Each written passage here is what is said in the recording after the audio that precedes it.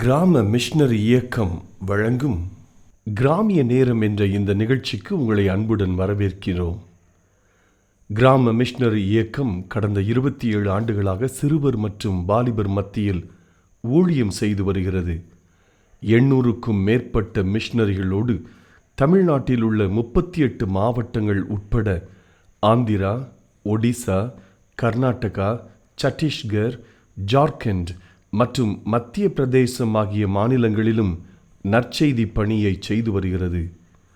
எமது இலக்கு 1,00,000 கிராமங்கள், 7,000 மிஷனரிகள், ஒவ்வொரு மாநிலத்திலும் 500 மிஷனரிகள். எமது தரிசனம் என் ஆட்டுக்குட்டிகளை மேய்ப்பாயாக என்ற வசனத்தின்படி கிராமங்களில் உள்ள சிறுவர் மற்றும் வாலிபர்களை கிறிஸ்துவுக்குள் வழிநடத்தி அவர்கள் மூலம் கிராமங்களை சுவிசேஷ மயமாக்குதல், சந்திக்கப்படும் சிறுவர் மற்றும் வாலிபர்களை நாளைய தலைவர்களாகவும் ஊழியர்களாகவும் உருவாக்குதல், ஒவ்வொரு கிறிஸ்தவரையும் ஆத்தும ஆதாயம் செய்கிறவராக மாற்றுதல். இப்பொழுதும் எமது நிகழ்ச்சிகளை ஜெபத்துடன் பார்த்து பயனடையுங்கள். செயல்படும் கிறிஸ்தவர்களாக தேவனுக்கு உங்களை அர்ப்பணிப்பது உறுதி. ஹலோ நேயர்களே, உங்ககிட்ட ஒரு நிமிஷம் பேசலாமா? ஒரு பென்சில் ஒரு இறைசர் கிட்ட, நான் எத்தனை வாட்டி தப்பு செஞ்சாலும் என் தப்பை அழிச்சு நீ ஒன்னனையே கரைச்சிக்கிறீ, எனக்கு ரொம்ப கஷ்டமா இருக்கு அப்படின்னு அந்த பென்சில் சொல்லுச்சு. அந்த இறைசர், நான் படைக்கப்பட்டதே அதுக்காண்டி தான். உன் தவறுகளை அழிக்க அழிக்க நீ அடுத்த கட்ட உயர்வுக்கு போய்கிட்டே இருக்கிறத நினைக்க போது எனக்கு ரொம்ப சந்தோஷமா இருக்கு அப்படின்னு அந்த இறைசர் சொல்லுச்சு. அதே போலதான் ஏசப்பாவும் நம்ம ஒவ்வொரு வாட்டி தப்பு செய்ய போதும் நம்மளை மன்னிச்சுக்கிட்டே இருக்காங்க. நம்மளோட பாவத்தை ஏசப்பாவோட ரத்தத்தால கழுவி நம்மளை பரிசுத்தமாக்கிடுறாங்க. எவ்வளவு பெரிய பாவத்தையும் மன்னிக்கிறதுக்கு ஏசப்பா தயாரா இருக்கிறாங்க. நீங்க அவர்கிட்ட வர்றதுக்கு ஏன் தயக்க காட்டணும்? ஹலோ நேயர்களே, உங்ககிட்ட ஒரு நிமிஷம் பேசலாமா? நம்ம ஒன்று கற்றுக்கணுன்னா அதுக்கு எவ்வளோ கிளாஸ் போகிறோம். ஸ்போக்கன் இங்கிலீஷ் கற்றுக்கணுன்னா ஸ்போக்கன் இங்கிலீஷ் கிளாஸ் போகிறோம். ஹிந்தி கற்றுக்கணுன்னா ஹிந்தி கிளாஸ் போகிறோம். கீபோர்ட் கற்றுக்கணுன்னா கீபோர்ட் கிளாஸ் போகிறோம். கார் டிரைவிங் கற்றுக்கணுன்னா கார் டிரைவிங் கிளாஸ் போகிறோம். அதே மாதிரி நம்ம பரலோகத்துக்கு போகிறதுக்கும் நம்மக்கிட்ட 9 வகையான ஆவியின் கனிகள் அவசியம். அன்பு, சந்தோஷம், சமாதானம், நீடிய பொறுமை, தயவு, நற்குணம், சாந்தம், இச்சை அடக்கம். இதெல்லாம் இருந்தால் தான் நம்ம பரலோகத்துக்கு போக முடியும். நீங்கள் பரலோகத்துக்கு போக ரெடியா?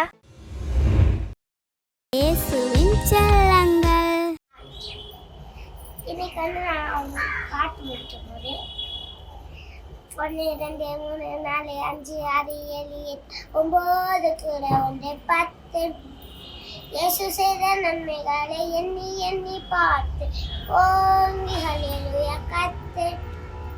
1 2 3 4 5 6 7 9 கூட 1 10 இயேசு செய்த நன்மை எண்ணி எண்ணி பார்த்து ஓங்கி ஹல்லேலூயா கத்து.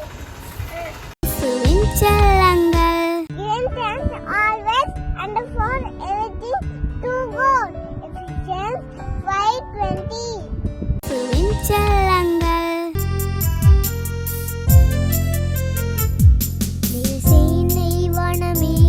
கோடி கோடியாக தூங்கும் பல கோடி திரள் கூடி குகை தேடி வேகமோடும் விண்மீன்களிடம் மாறி பாரெங்கும் வந்து கொட்டும். நானோ ஆடி மிக பாடி என் நேசருடன் சேர்வேன். ஹல்லேலூயா ஹல்லேலூயா ஹல்லேலூயா ஹல்லேலூயா ஹல்லேலூயா ஹல்லேலூயா ஹல்லேலூயா ஹல்லேலூயா ஹல்லேலூயா ஹல்லேலூயா ஹல்லேலூயா ஹல்லேலூயா ஹல்லேலூயா ஹல்லேலூயா ஹல்லேலூயா.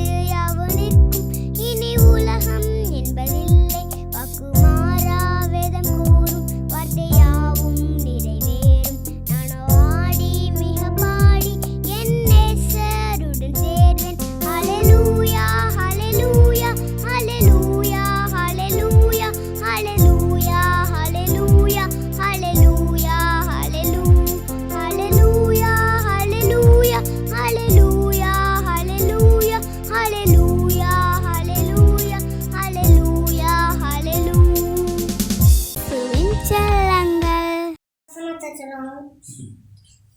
கர்த்தர் மேய்ப்பராக இருக்கிறார், நான் தாட்சி அடையேன். புல்லோடு அங்களில் மேய்த்து அந்த தண்ணீரிலே என்னை கொண்டு போய் விடுகிறார். தம்முடைய நாத்துமாவை தேற்றி தம்முடைய நிமித்தம் நீதின் பாதைகளில் நடத்துகிறார். நான் மண்ணிலின் வெள்ளத்தாக்கில் நடந்தாலும் புலப்புக்கு பயப்படேன். தேவரீ என்னோட கூட இருக்கிறேன். முதுகோடு முதுத்தடியும் உன்னை தேட்டும். என் சத்ருவின் முன்பாக எனக்கு ஒரு ஆயத்தப்படுத்தி என் தலையை நான் அபிஷேகம் பண்ணுகிறேன். என் பாத்திரம் நிரம்பி ஒழுகிறது. என் ஜீவனுள்ள நாட்கள் எல்லாம் நன்மையும் கருவையும் உன்னை தொடரும்.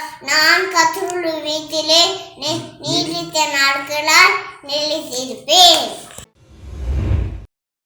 கொஞ்ச நேரம் ஊர்ஷிப் பண்ணணும், அடுத்து பிரசங்கம் கேட்கணும், பிரசங்கம் முடித்தோடனே ஜெபம் பண்ணணும். இதாங்க சிஸ்டம். ஆண்டவர் பாருங்க, அந்த சிஸ்டமே இல்லைங்க. பேதுரு பேசிக்கிட்டு இருக்கிறாரு, அவன் பேசி முடிச்சு ஜெபிக்கவே இல்லை. எல்லாரும் பரிசுத்த ஆவியின் வல்லமையினால் நிரப்பி விட்டார். நீங்கள் ஏன் அந்த பரிசுத்த ஆவியானவரை நாம் பெறணும்னு சொல்லி விரும்பக்கூடாது? இயேசு கிறிஸ்துவின் இனிய நாமத்தினாலே கிராம மிஷனரி இயக்க குடும்பத்தின் சார்பாக இந்த கிராமிய நேரம் என்ற அந்த நிகழ்ச்சிக்கு உங்களை அன்போடு கூட வரவேற்கிறேன். நீங்கள் நல்லா இருக்கீங்களா? ஆண்டவர் உங்களுக்கு அற்புதங்களை செய்வார். இந்த வருஷத்தை அதிசயங்களையும் ஆண்டவர் காண செய்வார். ஒன்றும் கவலைப்படாதீங்க. ஆண்டவர் எனக்கு சொன்ன வார்த்தையை கடந்த செய்திகளை நான் பேசியிருக்கிறேன். நீங்கள் யூடியூப்பில் வில்லேஜ் மிஸ்டரி மூமெண்ட் அல்லது டேவிட் கணேசன் சொல்லி போட்டிங்கன்னா பழைய செய்திகள் இருக்கும். அதில் ஆண்டவர் சொல்லி கொடுத்த செய்தி என்ன தெரியுமா? ஒன்றுக்கும் சந்தேகப்படாமல் நீ புறப்பட்டு போ, எல்லாத்தையும் நான் ஆயத்தப்படுத்திட்டேன்னு சொன்னார். இந்த வருஷத்துக்கு தேவையான அற்புதங்களை எல்லாம் ஆண்டவர் ஆயத்தப்படுத்தி விட்டார்.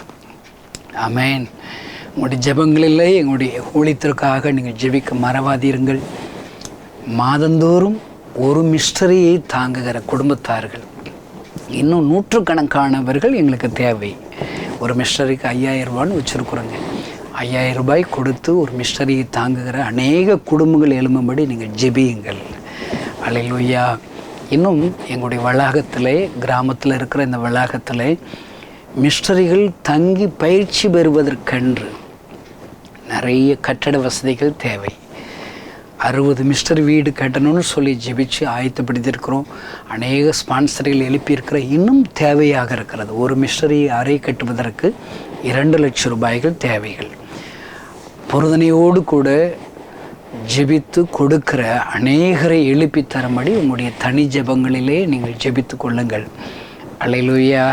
ஓடு கூட பேசும்படி ஆண்டவருடைய சமூகத்தில் ஜெபித்த போது ஒரு வசனத்தை ஆண்டவர் எனக்கு காண்பித்து கொடுத்தார். அப்போஸ்தலர் 10ஆம் அதிகாரம் 44வது வசனத்திலிருந்து நான் உங்களுக்காக வாசிக்கிறேன், கவனிங்கள். இந்த வார்த்தைகளை பேதுரு பேசிக்கொண்டிருக்கையில் வசனத்தை கேட்டவர்கள் யாவர் மேலும் பரிசுத்த ஆவியானவர் இறங்கினார்.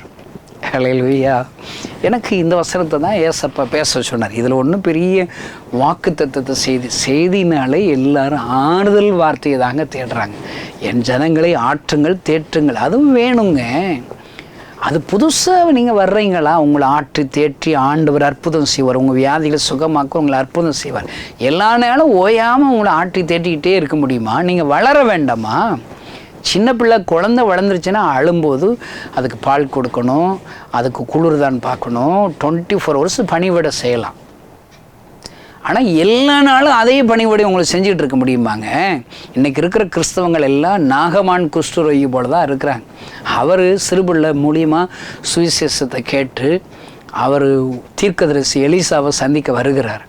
எலிசா வீட்டுக்குள்ளே இருந்துட்டு வெளியே வரல. அசிஸ்டன்ட் ஊழியக்காரன் வேலைக்காரன்ட்டு சொல்லி விட்றாரு. அவனை போய் அந்த யோர்தானில் 7 தடவை முங்க சொல்லுங்கிறாரு. அவனுக்கு கோபம் பாருங்க. கோபம் வந்து எங்கள் ஊரில் தண்ணி இல்லைன்னா இங்கே வந்து குளிக்க சொல்கிறாங்கிறான். எங்களுக்குன்னா குளிக்க தெரியாத கோவப்படுறான். அவன் சொல்கிறான், பட்சமாக சொல்கிறான். அதெல்லாம் பெரிய காரியமாக உங்களை செய்ய சொன்னார். சும்மா ஒரு குளிக்க தானங்க சொல்கிறார், முங்க தானங்க முங்குனா என்னப்பா? இன்றைக்கி நிறைய பேருங்க நான் பிரசங்கம் பண்ண பிடிக்க மாட்டேது, நான் ஏதோ கடிந்து கொள்கிறேங்கிறேன். நான் உண்மையை சொல்கிறேங்க. நீங்கள் ஆசீர்வதிக்கப்படுகிறதுக்கு நல்ல வழிகளை நான் சொல்லி கொடுக்குறேன். அல்லேலூயா. அவ்வளோ கோவம் வருது. நீங்கள் கொஞ்சம் நல்லா பேசுங்களேன் பிரதர், ஆறுதலாக பேசுங்களேன் பிரதர். ஆறுதல் என்ன, இப்போ நான் சொல்கிறேன், நீ ஆண்டவரை ஏற்றுக்கொள்ளலை, சர்ச்சில் சண்டை போடுற, போட்டி போடுற, பெருமைக்காக நீ ஊழியம் செய்கிறியா, பெருமைக்காக காணிக்க கொடுக்குற, உனக்கு நரகம்தான் இப்படி சொல்கிறேங்க. அது அப்படி சொல்லக்கூடாது, நரகம்னு சொல்லாதீங்க. ஆமாம், நரகத்துக்கு வேறு வார்த்தை ஆறுதலையாக சொல்ல முடியுமானா யோசி பார்க்குறேன். நரகம்னு சொல்ல வேண்டாம், கொஞ்சம் அக்கினி எரியும் பிரதர், அதுக்குள்ளே உங்களை போட்டுருவாங்க, இது இப்படி சொல்ல முடியுமா? அங்கே பற்கடிப்பு இருக்குமா, அது சொல்ல முடியும். நரகம் மீன்ஸ் நரகம் தாங்க. அல்லேலூயா. பாருங்கள், இன்றைக்கு ஆறுதல் செய்தி எல்லாம் கேட்குறோம், குழந்தைக்கு ஆறுதல் பேசுங்க. அதான் பவுல் ரொம்ப ஆச்சரியப்பட்டு எழுதுகிறார். போதகராக நீங்கள் மாறி இருக்கணும், இன்னும் பால் குடிக்கிற குழந்தையாக இருக்கீங்களே. இந்த செய்தியை கேட்குற சகோதரனே சகோதரியே, நீங்கள் ரட்சிக்கப்பட்டு எத்தனை வருஷம் ஆச்சு? இத்தனை வருஷத்தில் ஆவிக்குரிய குழந்தையாக நீங்கள் இருக்கீங்களா? வளர்ந்துருக்கீங்களா? நாளுக்கு நாள் ஆண்டவருடைய அன்பில் வளரணுங்க, கிருபைகளில் வளரணும். அல்லேலூயா. என்னை பொறுத்தளவுக்கு விசுவாசினாலே அவன் கிரியை செய்யணும். விசுவாசிக்கிறவளால் நடக்கும் அடையாளங்கள் அவனை, என் நாமத்தினாலே பிசாசுகளை துரத்துவார்கள். இந்த செய்தியை கேட்கிற சகோதரி சோரே, நீ விசுவாசியா? அப்போனா நீ ஜோமன்னா பிசாசு ஓடணும். நீ அங்கே போட்டிருக்குது, கைகளை வைப்பார்கள், வியாதிசன் மேல் கைகளை வைப்பார்கள், அப்பொழுது அவர்கள் சுகமடைவார்கள். நீ கை வச்சு ஜெபம் பண்ணேனா, இயேசு நாமத்தில் ஜெபம் பண்ணேனா வியாதி சுகமாகணும். இதுதான் அடையாளமே, இதுதாங்க. அப்போ தான் நீங்கள் வளர்றீங்கன்னு அர்த்தம். இன்னும் ஆனாவனா கிறிஸ்டினே இருக்கக்கூடாது. நாங்கள் போவோம், பாட்டு படிப்போம், ஜெபக்குறிப்பு சொன்னால் ஜெபம் பண்ண மாட்டுறாங்க. ஐயா, ஒரு ஜெபக்குறிப்பு இந்திய தேசத்துக்காக ஜெபம் பண்ணுவோன்னு சொல்லி ஒரு கிறிஸ்தவ கூட்டத்தில் ஜெபம் பண்ணால் எல்லாரும் கண்ண முடியும். அவங்க ஜெபம் பண்ணுவாங்க, அவங்க ஜெபம் பண்ணுவாங்க, அவங்க ஜெபம் பண்ணுவான்னு சொல்லி யாரும் கம்முன்னு இருப்பான் பாருங்க. இதுவா கிறிஸ்தவம்? வளரணும், வளரணும். ஒவ்வொருவரும் பிரசங்கம் பண்ணணும், ஒவ்வொருவரும் சாட்சி சொல்லணும். அல்லேலூயா. நான் அடிக்கடி ஜெபம் பண்ண எங்களுக்கு கட்டுத்தாருன்னு சொல்லி சீசர்கள் கேட்குறாங்க. ஆண்டவர் அழகாக பரமண்டலில் இருக்கிற எங்கள் பிதாவே, உம்முடைய நாமம் பரிசுத்தப்படுவதாக, உம்முடைய சித்தம் பரலோகத்தில் செய்யப்படும் பூமியிலும் செய்யப்படுவதாக, அன்று அப்பத்தித்தார் ஒரு மாடல் ஜெபம் பண்ண சொல்லி கொடுத்துருக்கார் பாருங்க. இதுபோல் யாராவது ஒரு சீசன் பிரசங்கம் பண்ண எனக்கு கட்டுத்தாரம் ஆண்டவரை கேட்டிருக்கணுங்க. ஆத்தும ஆதாயம் செய்வது எப்படி கட்டுத்தாங்க அங்கே கேட்டிருக்கலாம் சொல்லி இப்போ ஒரு மாடலில் அவங்க ஜெபம் பண்ண கற்றுக்கணும்னு கேட்டாங்களே. இந்த செய்தி கேட்குற நீங்களும் கேளுங்கங்க. ஆண்டவரே, இந்த வருஷத்தில் ஒரு ஆத்துமாவையாவது நான் சுவிசேஷம் சொல்லி சர்ச்சில் சேர்க்க வச்சு அவங்கள ஞானஸ்தானத்துக்குள்ளே வழி நடத்தணும். அந்த ஆத்துமாவை எனக்கு தாங்க, அந்த ஆத்துமாவை எப்படி ஆதாயப்படுத்தணும் எனக்கு சொல்லிக் கொடுங்க. நீங்கள் ஆண்டவரிடத்தில் கேளுங்க, அவர் தான் கற்றுக் கொடுக்க ரெடியே. நான் பாருங்கள், ஒரு போதகர் ஐயாவுடைய மகளை நான் ஒரு நாள் சந்தித்து அவள்கிட்ட பேசிகிட்டு இருக்கும்போது ஆண்டவர் அவளுக்கு சொல்லி கொடுத்தாரு, என் மூலியமா தீர்க்க தரிசனமாக அவள்கிட்ட சொல்லு, come to my class room சொல்லி கொடுத்தார். என்னுடைய வகுப்பறைக்கு வா என்று ஆண்டவர் சொல்லுகிறார் என்று அவளுக்கு கற்றுக் கொடுத்தேன். இந்த செய்தியை கேட்குற சகோதரி சகோதரி, உங்கள்கிட்ட நிறைய கேள்விகள் இருக்குதா, சந்தேகங்கள் தடுமாற்றம் இருக்குதா? இன்றைக்கி உங்களை பார்த்து ஏசப்பா சொல்கிற தீர்க்க தரிசன வார்த்தை என்ன தெரியுமா? அவருடைய கிளாஸ் ரூமுக்கு வாங்கப்பா, அவர் உங்களுக்கு கற்றுக் கொடுப்பாருங்க, என்ன செய்யணும் கற்றுக் கொடுப்பார். ஐயோ யோர்தான் வந்துருச்சா, கவலைப்படாத. யோர்தானை எப்படி தாண்டணும் அதெல்லாம் நீ கவலைப்படவும் கூடாது. யோர்தானை நீயா தாண்டவும் நினைக்கக்கூடாது. நீ தாண்டிடுவீங்களா? யோர்தான் தண்ணியை வத்தடிக்கணும், அப்படி கையில் அப்படி மோந்து இன்னொரு இடத்துல போய் மோந்து ஊற்றுனா யோர்தான் கழிஞ்சிருமா? இல்லை செம்பை வச்சு மோந்து ஊற்றிடுவீங்களா? இல்லை ஒரு அண்டாவை எடுத்து மோந்தி ஊற்றிடுவீங்களா? ஆண்டவர் சிரிப்பார். இன்றைக்கி நிறைய கிறிஸ்தவங்க இப்படித்தான் இருக்குது. அவர் பார்த்து என்னடா என் பிள்ளை என்ன நம்பாமல் அவளாக ஏதோ செஞ்சிட்ருக்கான்னு பார்ப்பார். உங்கள் வாழ்க்கையில் யோர்தான் வந்தாலும் சரி, எரிகோ வந்தாலும் சரி, என் ஆண்டவருடைய கிளாஸ் ரூமுக்கு வரணுங்க, வகுப்பறைக்கு வரணும், ஆண்டவரிடத்தில் கேட்கணும், ஆண்டவரை நான் இப்போ என்ன செய்ய அவர் சொல்லிக் கொடுப்பார். யோர்தானம் கழிக்கிற பாருங்கள், 4 பேர் உடன்படிக்கை பெட்டி ஆசாரிகள் தூக்கணும். அவங்களுடைய உள்ளங்கால் பட்ட உடனே யோர்தான் விளையுறு. எம்பிட்டு சின்ன வேலை பாருங்கள். இந்த செய்தியை கேட்குற நீங்கள் ஆண்டவரோடு சில உடன்படிக்கைகளை செஞ்சு, சில பொருத்தனைகளை செஞ்சு நீங்கள் அப்படியே கிளம்புங்க. உங்கள் முன்னாடி இருக்கிற தடைகள், யோர்தான் தடைகள் எல்லாம் ஆண்டவர் நீக்குவார். இயேசு நாமத்தில் விலகும் ஐயா. ஹல்லேலூயா. எரிகோ உடையணுமா? கிளாஸ் ரூமுக்கு வாங்க, வகுப்பறைக்கு வாங்க. ஆண்டவரே, என் வாழ்க்கையில் ஒரு எரிகோ தடையாக வந்துச்சுன்னா என்னச்சின்னு கேளுங்க. அவர் சொல்லுவார், சும்மா சுற்றி வாப்பா. ஊர் சுற்றுறது உங்களுக்கு பிடிக்குமா பிடிக்காதுங்க? சும்மா சுற்றி வா சொல்கிறார், எல்லாம் சுற்றி வர. அவர் சொல்லும் போது ஆர்ப்பரிக்கணும், இவ்வளோதாங்க வேலை. எரிகோ உடைச்சிருவார். நீ வாட்டு கடப்பார கம்பி எடுத்துகிட்டு கிளம்பிடாதீங்க. எரிகோ உடைக்கணும், வெடிகுண்டு வைக்கணும்னு சொல்லி கிளம்பிடாதீங்க. ஐயோ, ஏசப்பாவட்ட வந்து சொன்னால் அவருடைய கிளாஸ் ரூமுக்கு வந்து அவர் சொல்லி கொடுத்துருவாருங்க. அல்லேலூயா. இந்த வருஷத்தில் நீங்கள் வளரணும், இன்னும் ஆண்டவரிடத்தில் கிட்டி சேரணும். நீங்கள் இப்போ ஒரு ஜெபம் பண்ணுங்க. ஆண்டவர், இந்த வருஷத்துக்குள்ளே நான் ஒருத்தரையாவது எங்கள் சர்ச்சில் சேர்த்து விட்டு அவங்க ஞானஸ்தானத்துக்கு நேரம் வழி நடத்தணும். நீங்கள் ஜெபம் பண்ணுங்க. இப்போ போன வருஷத்தில் 1 கோடி கிறிஸ்தவங்க தமிழ்நாட்டில் இருந்திருப்பாங்க, புது வருஷத்தை கொண்டாடினாங்க. சரி, இந்த வருஷம் நீருக்குள்ள ஒரு வருஷத்தில் 1 கோடி பேரும் 1 கோடி கிறிஸ்தவங்களும் ஆணுக்கு ஒருத்தரை ரட்சிப்புக்குள்ளே வழி நடத்தியிருந்தா இன்னைக்கு எவ்வளோ பேர்? 2 கோடி பேர் இருப்பாங்க. ஆனால் இல்லைங்க, அதான் இல்லை. அப்போ என்ன? இது கற்றுக் கொடுக்குற பாடங்கள் குறைவு, பிரசங்கியார்கள் குறைவு. எல்லா பிரசங்க எனக்கு காணிக்க கொடுத்துருப்பா, நீ வாட்டுக்கு என்ன வேணாலும் அக்கிரம் பண்ணு, இங்கே வந்து காணிக்க கொடு அப்படின்னு சொன்னால் எப்படிங்க? அங்கே பாவத்தை குறித்து கண்டித்து உணர்த்துறதில்ல, அவங்க வளருவதற்கு உதவி செய்கிறதில்ல. நீ ஆண்டோடைய பரலோக ராஜ்யத்தில் பிரவேசிக்கணும்னு சொன்னால் ஆண்டவர் உனக்கு கொடுத்த தாளந்துகளை பயன்படுத்தலாட்ட உனக்கு நரகம். ஆத்தும ஆதாயம் செய்யணும். மற்றவங்கள்ட்ட முன்னாடி சமய வாய்க்காவோட ஒரு சுவிசேஷத்தை பிரசங்கம் பண்ணணும். சமாரிய ஸ்திரீ ஒரு பிரசங்கம் கேட்குற, அவளால் தாங்க முடியல. ஆண்டோட அன்பை அறிஞ்ச உடனே ஓடுறா பாருங்க. தண்ணி எடுக்க வந்த குடத்தெல்லாம் விட்டுட்டு ஓடி அவளுக்கு தெரிஞ்ச வார்த்தைகளை சாட்சியின் ஊழியத்தை செய்து நூற்றுக்கணக்கான பேர்கள் இயேசுவை இரட்சகர் என்பதை அறிந்து கொள்ளும்படி உதவி செய்கிறாளே. ஏங்க, நாம் செய்யக்கூடாதா? நீ கற்றுத்தாரும் ஆண்டவரே என்று சொல்லி இன்னும் கேட்கணும். பாருங்க, இந்த அப்போஸ்தலர் 10ஆம் அதிகாரம் அங்கே நீங்கள் வாசித்து பார்த்தீங்கன்னா அவங்க ஒரு புதுசாக ஒரு அற்புதம் அங்கே நடக்குது பாருங்க. பரிசுத்த ஆவியானுடைய வல்லமை எல்லோரையும் நிரப்புகிறது ஐயா. அல்லேலூயா. வரம், அந்த வரம் பேதுரு பேசிக்கிட்டே இருக்கிறார், பிரசங்கம் பண்ணிக்கிட்டே இருக்கிறார். எப்பயுமேங்க இன்றைக்கி இருக்கிற எல்லாருமே சிஸ்டம்ஸு ஃபாலோ பண்ணுங்கிறாங்க. ஒழுங்கரமுக்கு நான் எதிரானவன் அல்ல. என்ன செய்யணும்? ஆரம்ப ஜெபம் பண்ணணும், ஒரு 4 பாட்டு பாடிக்கிட்டே இருக்கணும். என்ன எல்லாம் நான் பார்த்துருக்கேன் நிறைய கூட்டங்களில். இன்னும் சரியாக அந்த பாஸ்ட் வரலப்பா, இன்னொரு பாட்டை பாடுப்பா, கொஞ்சம் கூட்டம் வரலப்பா, இன்னொரு பாட்டை பாடுப்பா. பாட்டு பாடுறதெல்லாம் அவ்வளோ ஈஸியாங்க. பாடலுங்கிறது அவரை துதிக்கிறதுங்க. அவங்க வரல, இன்னும் கொஞ்சம் நேரம் அவரை வேணால் போனால் போயிட்டு போகிறாரு ஏசுனார், கொஞ்சம் பாடுவோம். இன்னும் ஒரு பயபக்தி இருக்கணுங்க. பயபக்தியில் பாட்டு பாடணும், கொஞ்ச நேரம் வொர்ஷிப் பண்ணணும், அடுத்து பிரசங்கம் கேட்கணும், பிரசங்கம் முடித்தோடனே ஜெபம் பண்ணணும். இதாங்க சிஸ்டம். ஆண்டவர் பாருங்க, அந்த சிஸ்டமே இல்லை அங்கே. பேதுரு பேசிக்கிட்டு இருக்கிறாரு, அவன் பேசி முடித்து ஜெபிக்கவே இல்லை. எல்லாரும் பரிசுத்த ஆவியின் வல்லமையினால் நிரப்பி விட்டார். அல்லேலூயா. அருமையான தேவனுடைய பிள்ளைகளே, இந்த வருஷத்தில் நீங்கள் ஏன் அந்த பரிசுத்த ஆவியானவரை நாம் பெறணும்னு சொல்லி விரும்பக்கூடாது?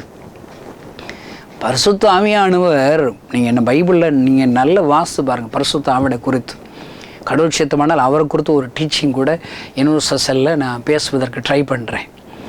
பரிசுத்த ஆவியான் உங்களுக்கு ஜெபத்தில் உதவி செய்வார், உங்களுடைய பலகீனங்களை உதவி செய்வார், உங்களுக்கு போதிப்பார், கற்றுக் கொடுப்பார். நீங்கள் தவறு செய்யும்போது பாவத்தை குறித்து நீதியை குறித்து கண்டித்து உணர்த்துவார். நோ, இதை செய்யக்கூடாது அவர் சொல்லுவார். அல்லேலூயா. உங்களுக்கு தேவையான நேரங்களில் எல்லா உதவிகளையும் செய்வாருங்க. அவருக்கு இன்னொரு பேர் என்ன? தேற்றரவாளன். அவர் ஆற்றி தேற்றுவார். நீ ஒன்றும் பயப்படாது, ஆண்டவர் உன் கூட இருக்கிறார். நீ இப்படி சொல், இப்படி செய், அவர் சொல்லுவார். நான் ஒரு கிராமத்தில் திரைப்படம் போடணும்னு சொல்லி தரையெல்லாம் கட்டிக்கிட்டு இருக்கும்போது ஒரு கணவர் வந்தார். என் ஒய்ஃபுக்கு நீங்கள் ஜெபம் பண்ண கணேசன் வாங்கினார். இல்லைண்ணே, நான் அந்த ஊழியெல்லாம் முடிச்சுட்டு வர்றேன் அப்படின்னு. இல்லை, அதுக்குள்ளே என் ஒய்ஃப் ரொம்ப அடிக்கிறா, பிசாஸ் பிடிச்சி ஆடுறா, நீ வாங்க கணேசன்ட்டார். சரின்ட்டு நான் கூப்பிட்டு போனேன். என் நண்பரையும் நான் கூப்பிட்டு போனேன். போகும்போது பெரிய கூட்டம் அப்படியே வந்துச்சு என் பின்னாடி. அவன் பேசிக்கிறாங்க. நேற்றுக்குன்னா வந்து இதே மாதிரி ஒரு கோடாங்க வந்தார், அந்த அம்மா மிதிச்சு அனுப்பி விட்டுச்சுங்கிறான். ஐயோ, இன்னொரு ஐயாவை அடிச்சிருச்சு, கன்னத்தில் அரைஞ்சி பல்லெல்லாம் உடஞ்சிருச்சு. இன்றைக்கி பாவம் கணேசங்கிற கோடாங்க வந்துகிட்டு இருக்கிறார். இவர் என்ன அடி வாங்க போகிறார் பேசிகிட்டு இருக்காங்க. நமக்கு எல்லாம் என்னடா இவங்க இப்படி பேசுகிறாங்கன்னு பார்த்தா, ஆனால் அந்த அம்மா அழகா வாங்க வாங்க கணேசனுங்கிறாங்க. பாருங்க, இது இந்த அம்மாவுக்கு போய் பிசாசு பிடிச்சுன்னு இவர் சும்மா சொல்கிறாருன்னு நினச்சிக்கிட்டு இருந்தா, நாம் ஜெபம் பண்ண ஆரம்பித்தோம். இயேசு நாமத்தினால ஜெபிக்க ஆரம்பித்தா தடால்னு ஒரு அசுத்த ஆவி அவங்க சரீரத்தில் வந்து அவங்க கணவரை ஒரு அறை அரைஞ்சிச்சுங்க. பாவம், அவர் வேட்டியெல்லாம் வந்து அண்ட்ராய்டோட வெளியே ஓடிப்பிட்டாருங்க. இந்த ஒரு அறையில் கூட இருக்கிற ஒரு 50-100 பேர் வீட்டுக்குள்ளே இருந்தவங்க பூரம் ஓடிப்பிட்டான். வேடிக்கை பார்த்தவன் இந்த பூரம் போயிட்டான். நானும் என்னுடைய நண்பர் இருக்கிறாரு, அந்த அம்மா பாருங்க அங்கேருந்து ஓடி வர்றாங்க, பயங்கரமாக ரன்னிங்கில் வந்து அடிக்கிறாமல் வர்றாங்க. பக்கத்தில் வந்தோடனே நின்றுக்கிறாங்க, கை தொட மாட்டுறாங்க. ஆனால் என் நண்பர் சொன்னார், கணேசா வாட ஓடி போயிடுவோம்டா, நமக்கு அடி விழுந்துரும்டா, அவன் எல்லாம் நேற்றுக்கெல்லாம் ஒருத்தர் மிதித்து அனுப்பி விட்டுச்சான், பல்லெல்லாம் உடைச்சிருச்சான், நம்ம ஓடிடுங்கிறான். ஏன்னா ஊருக்காரங்கெல்லாம் பார்த்துருக்காங்க, ஏசப்பாவுக்கு அவமானம் ஆயிரும், நம்ம நின்று போனேன், ஆண்டவர் நமக்கு உதவிச்சார், நம்மளை தொட மாட்டேது பாருங்க. ஆண்டவர் ஒரு பிளான் தருவார்ண்ணே, நெல்லுங்கண்ணேன்னு சொல்லி ஏசப்பா இடத்துல ஜெபம் பண்ணா, ஏசப்பா என்ன தெரியுமா சொன்னார், நீ என்ன துதிக்க ஆரம்பி, என்ன ஆராதனை பண்ணு, என்ன பாட்டு பாடி என்ன துதி அப்படிங்கிறாரு. நான் சொன்னேன், ஆண்டவர் இப்படி பேசுகிறாருண்ணே, ஆவியானவர் சொல்கிறாருண்ணே, நம்ம எல்லாம் பாடுவோம் துதிப்போம், கண்ணை மூடிக்கோங்க. கண்ணை திறந்து அந்த அம்மா பார்த்தா தானே உங்களுக்கு பயமாக இருக்கும், கண்ணை மூடிக்கோங்கண்ணே. அவர் மூடிட்டு சத்தமாக, ஏன்னா பயம் இருந்தாலே சத்தம் ரொம்ப வரும் பாருங்க. அந்த அன்னைக்கு சத்தமாக பாடி துதிச்சுக்கிட்டே கொஞ்ச நேரத்தில் சத்தம்னா நின்றுச்சு. என்னடா திரும்பி பார்த்தா அவர் ஓடி போயிட்டார்.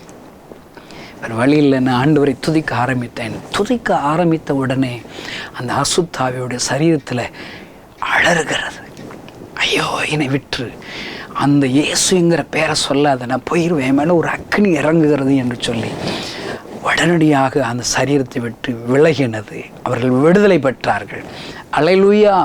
பரிசுத்த ஆவியானவரை பெறும்போது அவர் சொல்லிக் கொடுப்பார், என்ன இடத்துல என்ன செய்யணும் அவர் சொல்லிக் கொடுப்பார். அப்போ இந்த வரத்தை நம்ம பெற்று தான் பெற வேண்டிதானங்க. இப்போ நீங்கள் பாட்டு சும்மா சும்மா இருந்தீங்கன்னா, சர்ச்சுக்கு போகணும், பாட்டு படித்து காணிக்க கொடுத்தோன்னு வந்தா அது வரங்க, அதை பெறணுங்க. இதில் வாசு பார்த்தா நீங்கள் 46 வசனத்தில் விருத்த சேதனம் உள்ள விசுவாசிகள், இவங்க என்ன விசுவாசிகள், விருத்த சேதனம் இல்லாதவங்க, விருத்த சேதனம் உள்ளவங்க, பாரம்பரிய கிறிஸ்தவங்கன்னு வச்சுக்கோங்களேன், ஏற்கனவே முன்னணியில் இருக்கிற கிறிஸ்தவங்க அப்படி வச்சுக்கோங்களேன். அல்லேலூயா. நாங்கள்லாம் இப்போ வந்தவங்க புறஜாதிகள். அவங்க என்ன பாருங்கள், பரிசுத்தாவியை பெற்ற இவர்களுக்கும் பரிசுத்தாவியில் பிறகு அதை கேட்ட உடனே அதில் வார்த்தை போட்டிருக்குதுங்க, பிரமித்தார்கள். இன்னைக்கு எல்லாம் அந்த பிரமிப்புங்க எங்கே வருதுங்க, எப்படிப்பட்ட வருது, ஒருத்தன் கார் வாங்கிட்டான் பிரமிக்கிறான், அவங்க ஒரு கார் வாங்கிட்டாங்களாம், அந்த சர்ச்சில் நம்ம விசுவாசி கார் வாங்கிட்டாங்களாம், அவங்க ஒரு பெரிய வீடு கட்டிட்டாங்களாம், அவங்களுக்கு பெரிய ஒரு அரசாங்க வேலை கிடச்சிருச்சான். உலகத்தில் உள்ள ஒரு நன்மைகளை நினச்சி தான் பிரமிப்பு வருது, ஆச்சரியப்படுறோம். தப்புங்க. பரிசுத்த ஆவியானவர் வரத்தை பெற்றதினாலே பிரமிக்கிறார்கள். அது அவ்வளோ பெரிய கிஃப்ட்டுங்க அது. அல்லேலூயா. அருமையானது செய்தி கேட்கிற சகோதரனே சகோதரியே, நீங்கள் இந்த வருஷத்தில் ஆண்டவர் உங்களுக்கு உரிய பூமிக்குரிய ஆசீர்வாதங்களை தருவாருங்க. தராமல் எங்கே போக போகிறாருங்க. உங்களை ஆண்டவர் வெட்கப்படுத்த மாட்டார், உங்களை ஆசீர்வதிப்பார். உங்களுக்கு என்னங்க தேவை இருக்குது, பணம் தேவை இருக்குதா, கடன் பிரச்சனை இருக்குதா, நெருக்கம் இருக்குதா, வேலை வேணுமா, குழந்தை பாக்கி வேணுமா, திருமண தடைகளை எல்லாம் ஆண்டவர் தருவாருங்க. ஒன்றும் நீங்கள் பயப்படாதீங்க, அதையெல்லாம் ஆண்டவர் பார்த்து கொள்வார். யெகோவா ஈரை பார்த்து கொள்வார். நீங்கள் இந்த வருஷத்தில் பரிசுத்த ஆவியானவரை பெறணும்னு ஏன் நீங்கள் விரும்பக்கூடாது? அப்போஸ்தலர் 2 வாசித்து பாருங்கள். கடைசி நாட்கள் மாம்சமான யாவர் மேலே என் ஆவியை ஊற்றுவேன், உங்கள் குமாரரும் குமாரத்திலும் தீர்க்கதரிசனம் சொல்வார்கள், வாலிபர்கள் தரிசனம் அடைவார்கள், மூப்பர்கள் சொப்பனம் காண்பார்கள். அங்கே போட்டிருக்குது மாம்சம் இருக்குதாங்க. நீங்கள் இப்படி தலையில் ஒரு கொட்டு கொட்டுங்க, வலிக்குதாங்க, அப்போ உங்களுக்கு மாம்சம் இருக்குன்னு அர்த்தம். உங்களுக்கு பரிசுத்த ஆவியானவர் தருவதற்கு நீங்கள் தகுதி ஆகிட்டீங்க. அல்லேலூயா. பாருங்கள், சீசர்கள் அவங்க இயேசு கிறிஸ்து சிலுவையில் மரித்து அடக்கம் பண்ணப்பட்டு 3ஆம் நாள் உயிரோடு கூட எழுந்து அவங்களுக்கு தரிசனமாகி பரமேறி போகும்போது அவர் என்ன தெரியுமா சொல்லிட்டு போகிறாரு, நீங்கள் வாட்டுக்கு ஊழியத்து கிளம்பிடாதீங்கப்பா, எருசலேமில் எனக்காக காத்திருங்கள், பரிசுத்த ஆவியானவர் பெரும்படி பெந்தகோஸ்து நாளன்று காத்திருங்கள் என்று சொல்ல 120 பேர்கள் காத்திருக்கிறார்கள். அந்த வரங்களை பெறுவது அவ்வளோ இம்பார்ட்டன்ட்ங்க. அவர் தம்முடைய வல்லமையினால் வரங்களினால் நிரப்ப விரும்புகிறார். நீங்கள் யாரை பார்த்து, அவங்களுடைய காரை பார்த்து, பணத்தை பார்த்து பிரமிக்க கூடாதுங்க. ஐயோ, அவங்கள பரிசுத்தாவோட அபிஷேகத்தினால் நிரப்பிட்டாராம், அப்படி பிரமிக்கணுங்க. இந்த வர இருந்துச்சுன்னா எல்லாம் அவர் பார்த்துக்கிறவர், நம்ம வேலையெல்லாம் ஈஸியாயிருங்க. ஒரு மனுஷர் உன்னை ஏமாத்த நினைக்கிறேன், அவர் தான் ஆவியான சொல்லி கொடுப்பார்ல. பைபிளில் என்ன தெரியும் போட்டிருக்குது, நீ வலதுபுறமும் இடதுபுறமும் சாயும் போது வழி இதுவே சத்தம் கேட்பீர்கள், பின்னால் கேட்குமா, ஆவியானவர் சொல்லுவார். எனக்கு ஆசை என்ன தெரியுமாங்க, வாலிப பிள்ளைகள் எல்லாம் பரிசுத்த ஆவியான வரத்தை பெற்றுட்டப்போ, ஒருத்தன் லவ் பண்ணுன்னு நினைக்கிறான், உன்னை ஏமாத்துன்னு நினைக்கிறான், அப்படியே பாருங்க வாலிப பிள்ளைகள்கிட்ட பசங்க பேசுறதெல்லாம் அப்படியே பொழிவாங்க, அன்பு பொழிவாங்க. ஐயோ, உலகத்திலேயே எங்கள் அப்பா அம்மா கூட இப்படி அன்பு செலுத்தலைன்னு சொல்லி தான் எல்லாரும் அப்படி பாவத்தில் லவ்வில் விழுந்துடுறாங்க. ஆனால் அவங்களுடைய வார்த்தைகளை கவனிக்கிறாங்க, முகத்தை பார்க்குறாங்க, வெளி அழகை பார்க்குறாங்க, அவனுடைய இருதயம் துன்மார்க்கமாக இருக்குது. நான் ஒரு சகோதரியை சந்தித்தேன், ரொம்ப அன்பாக பேசினான், எனக்காக அவன் கையை கீறிக்கிட்டான், சூடு வச்சுக்கிட்டான், என் மேலே அவ்வளோ அன்பு வச்சுருந்தான், நல்ல என்னை வச்சுக்கிடுவான்னு சொல்லிவிட்டு அவனோடு ஓடி போயிட்டேன். ஓடி போன மறுநாள் தான் தெரியுது அவன் சாராயத்துக்கு அடிமையானவன். என்கிட்ட ஏமாற்றி லவ் பண்ணும்போதே ₹100 கொடுத்துக்கிட்டே இருந்தேன். இவ்வளோ பணக்கார பொண்ணை கல்யாணம் முடித்தா தொடர்ந்து நமக்கு ரூபா வரணும்னு சொல்லி என்னை கல்யாணம் முடிச்சுக்கிட்டேன். ஒழுங்காக அவங்க அப்பா வீட்டில் போய் எனக்கு பணம் வாங்கிட்டு வா, முதல்ல கூட்டு லவ் பண்ணி இவங்க கூட ஓடணும்னு சொல்லி கொஞ்சம் நகையை 30 நகையை எடுத்துகிட்டு போயிட்டான். அதெல்லாம் குடிச்சே காலி வேண்டாம், நகை தீரவும் இப்போ போய் உங்கள் அப்பா வீட்டுக்கு போய் உனக்குரிய பங்கை வாங்கிட்டு போன்னு அடிக்கிறான், வெறுக்கிறான். நான் இழந்து விட்டேன், என்னுடைய வாழ்க்கை இழந்து விட்டேன் என்று சொல்கிற அழுத ஒரு சகோதரியை நான் சந்தித்தேன். அருமையான தேவனுடைய பிள்ளைகளே, எத்தனை பெரிய இழப்புகளுக்கு பின்பாக அவளுக்கு புத்தி தெளிகிறது. நான் என்ன நினைப்பேன், அவங்களுக்கு பரிசுத்தாவினுடைய வரங்கள் இருந்துச்சுன்னா ஆவியானவர் சொல்லி கொடுப்பார்ல. இப்போ 25 வருஷமாக ஊழியம் செய்கிறேங்க, ஏசப்பா ரகசியங்களை அவர் எனக்கு சொல்லி கொடுக்குறார். பரிசுத்த ஆவியானவருடைய பேசுகிற சத்தத்தை நான் கேட்கிறேன். இதை செய், இதை செய்யாது, இது இப்படி செய், இது அப்படி செய் என்று சொல்லி அவர் தேற்றரவாளனாக, என்னுடைய நண்பராக அவர் என்னோடு கூட நான் தவறு செய்யும்போது கணேசன் இதை செய்யாத கண்டித்து உணர்த்துகிறார்.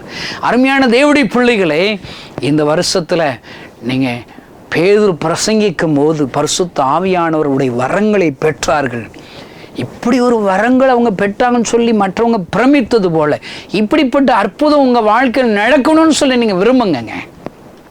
ஒன்றும் இல்லைங்க, பரிசுத்த ஆவியானவர் பெறுறது ஒன்றும் பெரிய கஷ்டமே கிடையாதுங்க. அல்லேலூயா. அவர் என்ன தெரியுமா சொல்றார், அப்பத்தை கேட்டால் கல்லை கொடுப்பாங்களா? நீங்கள் பரிசுத்த ஆவியானவர் கேட்டால் பரிசுத்த ஆவியானவர் தருவாருங்க. ஒவ்வொரு நாளும் ஜெபத்தில் இன்னையிலேருந்து நீங்கள் என்ன தெரியுமா ஜெபிக்கணும், ஆண்டவரே என்ன உடைய பரிசுத்த ஆவியுடைய வல்லமையினால் நிரப்புங்க, அந்நிய பாஷைகளினால் என்னை நிரப்புங்க, கிருபைகளினால் என்னை நிரப்புங்கன்னு சொல்லி ஒவ்வொரு நாளும் காத்திருந்து ஜெபித்து பாருங்கள். ஆண்டவர் உங்களுடைய ஜெபத்தை கேட்டு கர்த்தர் ஒரு அற்புதம் செய்வார் ஐயா. நான் ரட்சிக்கப்பட்டு ஊழியத்துக்கு நான் போயிட்டேன். ஊழியம் செய்ய ஆரம்பித்து அதுக்கடுத்து தான் சர்ச்சுக்கு போக ஆரம்பித்தேன். அவங்க எல்லாம் அந்நிய பாஷை பேசுகிறாங்க. நான் ஒரு பேப்பர் பேனை எடுத்து எழுதுணுன்னு நினச்சேன், எழுத முடியல. ஒவ்வொருத்தரும் ஒவ்வொரு மாதிரி பேசுகிறேன். என்னச்சியே பிறகு விசாரித்தப்போ தான் பரிசுத்த ஆவியானுடைய வரங்களை பெற்றாதான் அந்த வார்த்தைகளை பேச முடியும், அந்த பாஷைகளை பேச முடியும்னு எனக்கு சொல்லி கொடுத்தாங்க பைபிளில் இருந்து. அப்போ ஆண்டவரிடத்தில் கேட்டேன், பாஸ்ட்டு எங்கள் சர்ச்சில் ஒரு நாளைக்கு தான் பரிசுத்த ஆவியுடைய வரங்கள் பெறாதவங்களுக்கு ஒரு கூட்டம் வைக்க போகிறோன்னு சொன்னாங்க. அப்போ அவங்க ஆயத்தமாகி நல்ல ஜெபம் பண்ணிட்டு உபவாசம் இருந்துட்டு பாவங்களை அறிக்கையிட்டு தான் வரணும்னு சொன்னாங்க. நாங்கள் என்ன செஞ்சேன், ஆண்டவரை நாளைக்கு நடக்கிற அந்த கூட்டத்தில் எனக்கு பரிசுத்த ஆவியுடைய வல்லமை எனக்கு தாருங்கன்னு சொல்லி நாள் நாங்கள் ஜெபம் பண்ணேன். நாளே ஆண்டவர் என்ன அபிஷேகம் பண்ணிட்டாருங்க. நாளைக்கு எனக்கு தாங்கன்னு சொல்லி ஜெபிச்சேன். நாளைக்கு வரைக்கும் வெயிட் பண்ண முடியல ஏசப்பாவுக்கு. நாளைக்கு என்னடா நாளைக்கு இப்பயே நான் உனக்கு தர்றேன்னு சொல்லி அந்நிய பாஷைகளை பரிசுத்தாவுடைய வல்லமையை தந்து விட்டார். அருமையான தேவனுடைய பிள்ளைகளே, இன்றைக்கு என் ஆண்டவர் உன்னோடு கூட பேசுகிறார். அதே ஆண்டவர் உன்னை அபிஷேகிக்க விரும்புகிறார். இந்த வருஷத்தில் வல்லமையினால் நிரப்ப விரும்புகிறார், வரங்களினால் நிரப்ப விரும்புகிறார். இந்த வருஷத்தை நீ பரிசுத்த ஆவியானவரோடு கூட இந்த வருஷத்தை சந்தி. அப்பொழுது உனக்கும் ஆசீர்வாதம், உன் குடும்பத்திற்கும் ஆசீர்வாதம், உன் மூலியமாக இந்த தேசத்திற்கு, திருச்சபைகளுக்கு, கிராமங்களுக்கும் ஆசீர்வாதம். கண்களை மூடி ஒரு விஷயம் நாம் ஜெபிக்கலாம். பரலோகத்தில் இருக்கிற எங்கள் அன்பு தகப்பனே, பேதுரு பிரசங்கிக்கும் போது பரிசுத்த ஆவியுடைய வல்லமை அங்கே கூடியிருந்தவர்கள் மேலே இறங்கினது போல இப்பொழுது இந்த செய்தியை கேட்கிற ஒவ்வொரு மேலும் பரிசுத்த ஆவியுடைய வல்லமை இறங்கட்டும். இப்பொழுதே அக்கினியின் வல்லமை இறங்கட்டும். யாரெல்லாம் என்னை நிரப்பும் என்று என்னோடு கூட சேர்ந்து ஜெபிக்கிறார்களோ அவர்கள் மீது பரிசுத்த ஆவியுடைய அக்கினியின் வல்லமை இறங்கட்டும். நாவின் கட்டுக்கள் அவிழ்க்கப்படட்டும். அந்நிய பாஷைகளினால் நிரப்புவீராக. கர்த்தர் மகிமையான சாட்சிகளாக அவர்களை நிறுத்துவீராக. இவர்கள் வல்லமையினால் வரங்களினால் நிரப்பினதை மற்றவர்கள் பார்த்து பிரமிக்கட்டும் ஆண்டவரே. அப்படிப்பட்ட அற்புதங்களை இந்த வருஷத்தில் செய்யும். இந்த செய்தி கேட்கிற ஒவ்வொருவருக்கும் தாரும் பெரிய காரியங்களை செய்யும். இயேசுவின் நாமத்தினால் பிதாவே, ஆமென். இந்த செய்தி நிச்சயமாக உங்களை செயல்பட தூண்டிருக்கும் என விசுவாசிக்கிறோம். நீங்களும் எங்களோடு இணைந்து தேவனுக்காக ஏதாவது செய்ய விரும்புகிறீர்களா? கீழ்கண்ட எங்களது ஊழிய திட்டத்திற்காக ஜெபிக்க முன்வரலாமே. தமிழ்நாடு மற்றும் பிற மாநிலங்களிலும் ஆலயம் கட்ட தேவையாய் உள்ள 1000 கிராமங்களில் இடம் வாங்கி ஆலயம் கட்டப்பட ரூபாய் 5 லட்சமோ அல்லது அதில் ஒரு பகுதியோ கொடுத்து ஆலயம் கட்டி கொடுப்போர் எழும்ப ஜெபியுங்கள். சூனேமியால் எலிசாவுக்கு ஒரு அறை வீட்டை கட்டி கொடுத்தது போல புதிய மிஷனரிகள் தங்கி பயிற்சி எடுப்பதற்கு ரூபாய் 2 லட்சம் கொடுத்து ஒரு மிஷனரி வீட்டை கட்டி கொடுப்போர் எழும்ப ஜெபியுங்கள். நாம் சந்திக்கும் வாலிபர்கள் மற்றும் ஆரம்ப விசுவாசிகளை கிறிஸ்துவுக்குள் வளரச் செய்ய ரூபாய் 300 கொடுத்து முழு வேதாகமும் வாங்கி கொடுப்போர் எழும்ப ஜெபியுங்கள். நாம் பணி செய்யும் 8 மாநிலங்களிலும் உள்ள 880 மிஷனரிகளை மாதந்தோறும் ரூபாய் 10,000 கொடுத்தோ அல்லது இயன்ற காணிக்கையை கொடுத்தோ தாங்குவோர் எழும்ப ஜெபியுங்கள். தமிழ்நாடு மற்றும் பிற மாநிலங்களிலும் துரிதமாக சுவிசேஷம் அறிவிக்கவும் பின்தொடர் பணிக்காகவும் சுவிசேஷ வாகனங்கள் வாங்கி கொடுப்போர் எழும்ப ஜெபியுங்கள். தங்கள் வாலிப மற்றும் சிறு பிள்ளைகள் ரட்சிக்கப்பட, அபிஷேகிக்கப்பட மற்றும் இயேசுவுக்கு சாட்சியுள்ள பிள்ளைகளாக வளர கண்மணி பிள்ளைகள் இயேசுவுக்காக திட்டத்தில் தங்கள் பிள்ளைகளை இணைக்கிற பெற்றோர்கள் எழும்ப ஜெபியுங்கள். இந்தியா முழுவதிலும் இன்னும் துரிதமாக நம் மிஷனரி பணிகள் நடக்க மாதந்தோறும் அல்லது வருடத்திற்கு ஒரு முறையாவது ரூபாய் 1000 கொடுத்து எழுப்புதல் விரும்பும் பங்காளர் திட்டத்தில் இணைகிற அநேகர் எழும்ப ஜெபியுங்கள். மேலும் எங்களோடு தொடர்பு கொள்ள விரும்பினால் திரையில் காணும் எங்கள் முகவரியும் குறித்துக் கொள்ளுங்கள். கிராம மிஷனரி இயக்கம், தபால் பெட்டி எண் 51, விருதுநகர் 626001. இந்த நிகழ்ச்சியையோ அல்லது எங்கள் ஊழியத்தையோ நீங்கள் தாங்க விரும்பினால் எங்கள் தொலைபேசி எண்ணை குறித்துக் கொள்ளுங்கள். 7378000444. கர்த்தர் தாமே.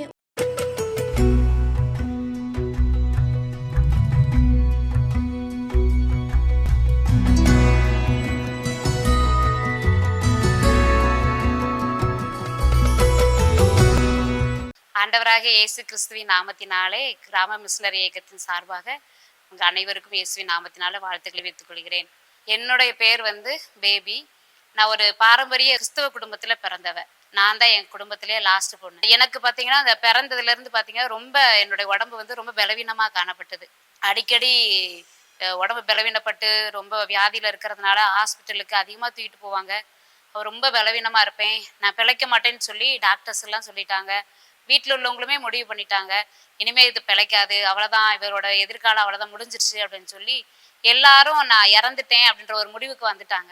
இவளை என்னை குறித்து ஆண்டவர் திட்டம் வைத்திருந்ததுனால என்னவோ ஆண்டவருடைய பலன் என்னை பூரணமாக நிரப்புனதுனால நான் மறுபடியும் ஜீவன் பெற்றேன்.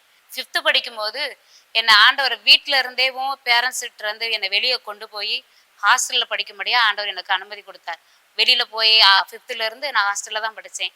ஹாஸ்டலில் படிக்கும்போது அங்கேயும் பாருங்க, ஆண்டவர் என் மேலே வைத்திருக்கிற திட்டத்தின்படியாக அங்கேயே நிறைய பாடல்களை கற்றுக்கொள்வதில், நிறைய இன்ஸ்ட்ருமெண்ட் கற்றுக்கொள்வதில், மெசேஜ் கொடுக்கறதுல எல்லாவற்றிலும் ஆண்டவர் அந்த இடத்துல என்னை பழக்குவிச்சார். அந்த ஸ்டேஜில் எதெல்லாம் நமக்கு தேவையோ அது எல்லாத்தையுமே ஆண்டவர் எனக்கு கற்றுக் கொடுத்தா.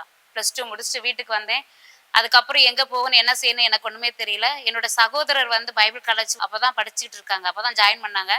அதன் மூலமாக அவங்க என்னையும் இந்த பிள்ளையோட எதிர்காலம் எப்படி இருக்குமோ அப்படின்னு சொல்லிட்டு என்னையும் பைபிள் காலேஜ் சேர்த்தோன்னு சொல்லி ரொம்ப பிரயாசப்பட்டு, அவங்க தான் என்னை பைபிள் காலேஜ் போய் சேரு அப்படின்னு சொல்லி ரொம்ப பிரயாசப்பட்டு போய் சேர்த்தாங்க. எனக்கு அதில் துளி அளவு கூட எனக்கு அதில் ஒரு ஆசையும் இல்லை, அதில் நம்ம இப்படிலாம் மாறணுன்ற ஒரு நோக்கம் எதுவுமே இல்லாமல் அப்படி வாழ்ந்து கொண்டே இருந்தேன். அந்த டைமில் தான் என்னை பைபிள் காலேஜில் கொண்டு போய் சேர்க்கும்போது, ஃபஸ்ட் இயர் நல்லா காலேஜ் போனாலும் நல்லா ஜாலியாக இருக்கணும்னு எய்ம் பண்ணுவோம்ல, அந்த மாதிரி ஃபஸ்ட் இயர் ஃபுல்லாக நல்லா ஜாலியாக போச்சு. 2வது வருஷம் போனேன். 2வது வருஷம் இருக்கிறதுலே ரொம்ப தூரமான இடம் பாண்டிச்சேரியில் போய் படிக்கிறதுக்கு ஆண்டவர் கிருபை செய்தார். அந்த 2வது வருஷத்துல தான் நிறைய கிளாஸஸ்லாம் நடக்கும். ஆனால் அதில் வந்து 3 நாள் வந்து உபவாச கூட்டம் வச்சுருந்தாங்க. அந்த உபவாச கூட்டம் ஆரம்பிக்கிறதுக்கு முன்னமே நான் போய் உட்காந்து ஜெபிக்கலாம் அப்படின்னு சொல்லிட்டு உட்காந்துருக்கும்போது, ஆண்டவருக்கும் எனக்கும் வந்து நிறைய தொடர்புகள் வந்து ரொம்ப கம்மி தான். நான் பாரம்பரிய குடும்பத்தை சார்ந்தவன் சொல்லி சொன்னேன். ஆனால் கர்த்தருடைய சத்தத்தை ஒரு நாள் நான் கேட்டதில்லை. அந்த வேதத்தை வந்து நான் வாசித்தது, அதிகமாக வாசித்து அதை உணர்ந்தது கூட இல்லை. பைபிள் வாசிப்பேன், ஏதோ பேருக்காக வாசிப்பேன், சர்ச்சுக்கு போவேன். ஆனால் கர்த்தருக்கும் எனக்கும் தொடர்பு வந்து ரொம்ப கம்மியாக தான் இருந்துச்சு. அவருடைய சத்தத்தை கேட்டதே இல்லவே இல்லை. ஆனால் ஆண்டவர் என்னை என்ன செஞ்சார் அப்படின்னா, அந்த இடத்துல நான் எல்லாரும் வர்றதுக்கு முன்பாக நான் போய் அந்த இடத்துல உட்காந்துருக்கும் போது ஆண்டவர் என்னோடு கூட பேச ஆரம்பித்தார். என்னை தொட்டார் என்று சொல்லி கூட நான் சொல்லலாம். என்னை தொட்டு அவருடைய காரியங்களை என்னோடு பேச ஆரம்பித்தார். அப்போதான் எனக்கு தெரியும், நம்ம ஒரு பாவி, கர்த்தருக்கு விரோதமாக நிறைய பாவங்கள் நம்ம செய்திருக்கோம், இனிமேல் நம்ம ஆண்டவருக்கு பிரியமான வழியில் நம்ம நடக்கணும்னு சொல்லி அன்னைக்கு தான் எனக்கு அந்த உணர்வே வந்தது. அன்னைக்கு ஆண்டவர்கிட்ட என்னுடைய பாவங்களை அறிக்கை செய்து, ஆண்டவர் கரத்தில் என்னை வாழ்க்கையை முழுவதுமாக அர்ப்பணித்து உங்களுக்காக நான் வாழ்வேன்னு சொல்லி அமைதி இருக்கிற நாட்களையும் ஆண்டவருக்காக நான் வாழ்ந்தேன். பைபிள் காலேஜ் முடிச்சுட்டு அடுத்து என்ன செய்யணும்னு தெரியல. எங்கள் அண்ணன் கூட சேர்ந்து ஊழியம் செய்யலாம்னு சொல்லி வீட்டுக்கு வந்தேன். ஊழியம் செய்யலாம்னு சொல்லி வந்து குடும்பத்தில் இருக்கிற கஷ்டத்தின் நிமித்தமாக உங்களுக்கு ஏதாவது ஹெல்ப் பண்ணலாம்னு சொல்லிட்டு நான் மெடிக்கல் ஷாப்புக்கு வேலைக்கு போயிட்டேன். அந்த வேலையை செய்து கொண்டேவும் ஏதாவது ஊழியம் கிடைச்சா பார்ப்போம் அப்படின்னு சொல்லிட்டு இருந்தேன். கரெக்டாக அந்த மெடிக்கல் ஷாப் வேலையை முடிச்சு அடுத்த அந்த நாளே கிராம மிஷனரி இயக்கத்தில் இருக்கிறதான சகோதரர் ஒருத்தவங்க அந்த இடத்துக்கு ஊழியத்துக்கு வந்திருந்தாங்க. அவங்க வந்து என்னை வந்து இந்த மீட்டிங் நடக்குது ஒன்று, நாங்கள் சீஷத்து முகாம் வச்சுருக்கோம் வாங்க அப்படின்னு சொல்லி கூப்பிட்டாங்க. அன்னைக்கே கிளம்பி அந்த சீஷத்து முகாம் நடக்கிற அந்த மீட்டிங் நடக்கிற இடத்துக்கு நான் உடனே கிளம்பி போயிட்டேன். கிளம்பி போனதுக்கு அப்புறம் தான் நம்மளுடைய ஸ்தாபராகிய டேவிட் அண்ணன் மூலமா ஆண்டவர் என்னோடு கூட பேச ஆரம்பித்தார். அந்த வார்த்தை, இயேசு கிறிஸ்து அழுது கொண்டு இருக்கிறார், அவருடைய கண்ணீரை துடைக்க நீங்க ஆயத்தமா இருக்கீங்களா, இன்னைக்கு நீங்க ஒப்பு கொடுத்தீங்கன்னா உங்களை கொண்டு ஆண்டவர் பெரிய காரியங்களை செய்வார் அப்படின்னு சொல்லி அந்த வார்த்தை என்னை மிகவும் ரொம்ப தொட்டது. அதனால ஆண்டவர்கிட்ட, ஆண்டவரே நான் உங்க கண்ணீரை துடைக்கிறதுக்கு இருக்கேன்னு சொல்லி ஆண்டவருடைய கரத்துல நான் அர்ப்பணிச்சேன். வீட்டுல கேட்டாங்க, என்ன அந்த ஊழியத்துல எப்படி இருக்கு, உனக்கு பிடிச்சிருக்கா, நீ போறியா அங்க ஊழியத்துக்கு அப்படின்னு கேட்டாங்க. உடனே நான் போறேன்னு சொல்லி 2009 இந்த ஊழியத்துல வந்து நான் ஜாயின் பண்ணேன். கர்த்தருடைய கிருபையினால நிறைய இடங்கள்ல சிறுவர் ஊழியம், வாலிபர்கள் ஊழியங்களை நாங்கள் செய்கிறோம்.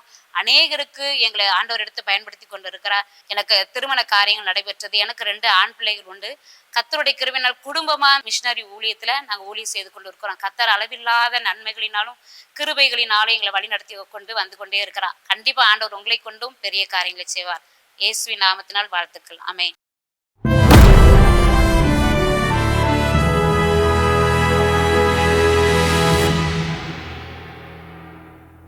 இந்த நிகழ்ச்சியை பார்த்து கொண்டிருக்கிற உங்கள் கையில் எல்லார்ட்டையும் அநேகமாக ஒரு ஸ்மார்ட் ஃபோன் கட்டாயம் இருக்கும். ஒரு ஆண்ட்ராய்டோ அல்லது ஒரு ஐஃபோனோ நீங்கள் வச்சுருப்பீங்க. இந்த ஒரு அமேசிங் இன்வென்ஷன், ஒரு ஆச்சரியமான கண்டுபிடிப்பை உலகத்திற்கு கொண்டு வருவதற்கு காரணமாக இருந்த மனிதர் ஆப்பிள் கம்பெனியுடைய ஃபவுண்டர் ஸ்டீவ் ஜாப்ஸ். 2010 ஐஃபோன்லாம் வெளியிட்ட பின்பு ஐபேட் அப்படின்னு சொல்லக்கூடிய பெரிய டேப்லெட்டை வெளியிடக்கூடிய வருடம் அது. ஐபேட் வெளியிட்டு உலகம் எல்லாம் நிறைய அது விற்று கொண்டிருந்தது. ஒரு சில மாதங்களிலே ஒரு பத்திரிகையாளர், த நியூயார்க் டைம்ஸ் என்று சொல்லக்கூடிய ஒரு பத்திரிகையின் ரிப்போர்ட்டர் நிக் பில்டன் என்பவருக்கு ஸ்டீவ் ஜாப்ஸோடு ஒரு இன்டர்வியூ எடுப்பதற்கு ஒரு வாய்ப்பு கிடைத்தது. நிறைய விஷயங்கள் அதில் பேசினாங்க. அதில் நிக் பில்டன் ஸ்டீவ் ஜாப்ஸ்ட்டு ஒரு கேள்வி கேட்டார். So your kids must love the iPad அப்படின்னு கேட்டார். ஒரு கேள்வி கேட்டார், உங்கள் பிள்ளைகளுக்கு ஐபேட் ரொம்ப பிடிக்கும்னு நினைக்கிறேன், அதை என்ஜாய் பண்ணிட்டு இருப்பாங்கன்னு நினைக்கிறேன் அப்படின்னு சொல்லி ஒரு கேஷுவலாக ஒரு கொஸ்டின் கேட்டார். ஸ்டீவ் ஜாப்ஸ் சொன்ன பதில் என்ன தெரியுமா? தே ஹேவன்ட் யூஸ்ட் இட். ஐபேட் வெளியிட்டு சில மாதங்களுக்கு கழிச்சு கொடுக்கக்கூடிய ஒரு பேட்டியிலே ஸ்டீவ் ஜாப்ஸ் சொல்லுகிறார், என்னுடைய பிள்ளைகள் இன்னும் அந்த ஐபேடை பயன்படுத்தவில்லை. They haven't used it. We limit how much technology our kids use at home. என்னுடைய பிள்ளைகள் வீட்டிலே டெக்னாலஜி எவ்வளவு பயன்படுத்த வேண்டும் என்பதிலே நான் மிகவும் கவனமா இருக்கிறேன், அதை சுருக்கி வைத்திருக்கிறேன் அப்படின்னு ஒரு பதில் சொல்லியிருக்கிறார். யாரை பத்தி பேசிட்டு இருக்கிறோம்? இன்னைக்கு கையில நம்மகிட்ட இருக்கிற ஒரு ஸ்மார்ட் போன், செல்போனா இருக்கட்டும், ஒரு டேப்லெட்டா இருக்கட்டும், இதெல்லாம் நம்ம பயன்படுத்தி கொண்டிருக்கிறோம். இதை உலகத்திற்கு கொண்டு வருவதற்கு மிகவும் முக்கியமான காரணமா இருந்த மனிதர், அதனுடைய பிரச்சனைகள் அவருக்கு தெரிஞ்சிருக்கு. ஐயோ இதெல்லாம் பிள்ளைகளுக்கு கொடுத்தா சரி வராது அப்படின்னு சொல்லிட்டு அதை ரொம்ப தன்னுடைய பிள்ளைகள்ட்ட இருந்து பாதுகாத்து வைத்திருக்கிற ஒரு செய்தி. இது நியூயார்க் டைம்ஸ்ல செப்டம்பர் 10 2014 பத்திரிகையிலே இது வெளிவந்திருக்கிற ஒரு செய்தி. மார்க் சுக்கர்பர்க், உங்களுக்கு ஒருவேளை தெரிஞ்சிருக்கலாம், ஃபேஸ்புக்கோடைய ஃபவுண்டர். அவர் ஒரு பேட்டியில சொல்லும்போது, அவருக்கு ட்வின்ஸ் 2 பொம்பளை பிள்ளைங்க இருக்கிறாங்க, குட்டி பிள்ளைங்க. என் பிள்ளைகள் அதிக நேரம் ஸ்கிரீனுக்கு முன்னாடி இருக்கிறத நான் விரும்புறதில்ல. அவங்க பாட்டியம்மா வெளிநாடுல இருக்கிறாங்க. அப்போ அவங்க பாட்டியம்மா கூட என்னுடைய பிள்ளைகள் கொஞ்ச நேரம் டெய்லி பேசுவாங்க வீடியோ சேட்ல. அது அவங்களுக்கு ரொம்ப நல்ல ஹெல்த்தியா இருக்கு, அதுக்கு நான் அனுமதிக்கிறேன்.